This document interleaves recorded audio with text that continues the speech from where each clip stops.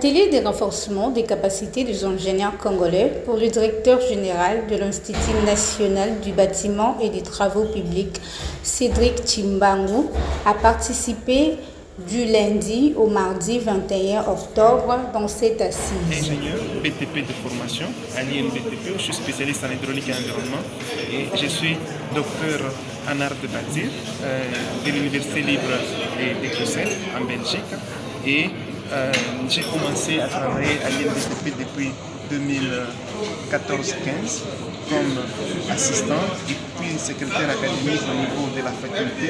Et puis après, vers 2021, je suis devenu doyen des facultés. Et puis aujourd'hui, je suis devenu directeur général à l'INBTP. Donc, je travaille aussi comme consultant spécialiste en infrastructure à l'ambassade du Canada. Les problèmes, parfois, sont des problèmes qui sont mal posés. Donc, quand les problèmes mal posés, la réponse qu'on apportera à ce problème, à cette question, ne sera pas adaptée. Donc, aujourd'hui, avec cet atelier de renforcement des capacités, il permet de voir la diversité des questions, des problématiques,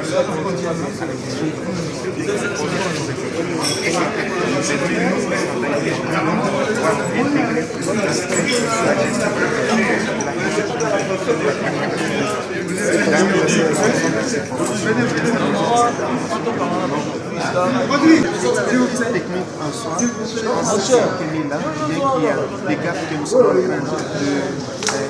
sur lesquels nous sommes en train de fournir des efforts pour arriver à combler.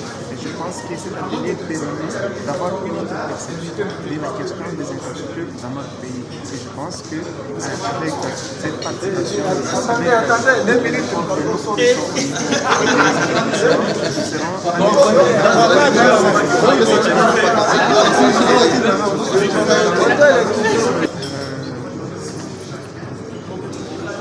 pas pris au dépourvu, mais ce que je veux dire, c'est que, premièrement, étant fils de la maison, je pense que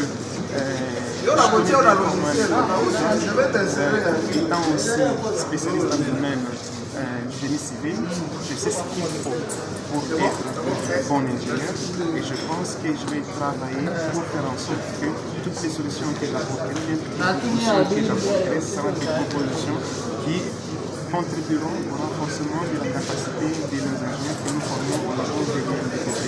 Donc, nous souhaitons de voir cette école qui est une des plus grandes écoles en Afrique, prendre sa place dans le processus d'accompagnement de l'État congolais, pourquoi pas d'autres États. Puisque je peux vous garantir, je peux vous dire qu'il y a là 5 ans, 10 ans, 15 ans, 20 ans, vous trouvez des expatriés, les Camerounais, les Brésiliens, les Rwandais, les Ougandais qui venaient étudier à l'INBTP et l'INBTP était comptabilisé parmi les 10 meilleures écoles d'ingénieurs dans l'Afrique centrale.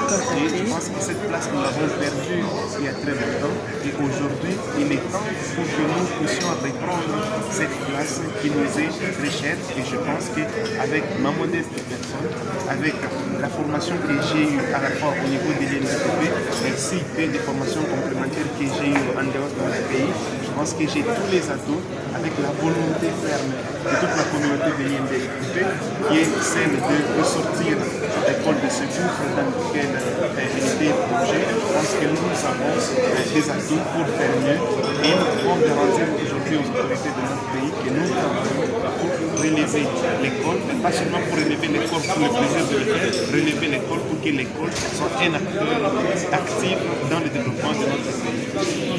Nous n'avons pas vraiment de problème en ce qui concerne la hauteur d'eau.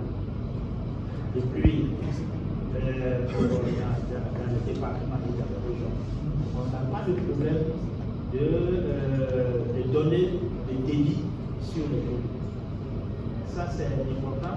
Mais en même temps, quand vous avez un cours d'eau et que l'ouvrage n'est pas forcément à ce point T, à ce point peut-être à ce point particulier, il faut faire des analyses.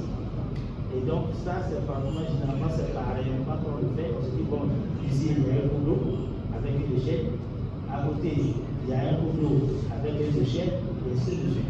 Et donc, on fait ce voyage-là pour trouver réellement quelles sont les caractéristiques du sol et pour faire le dimensionnement de l'eau.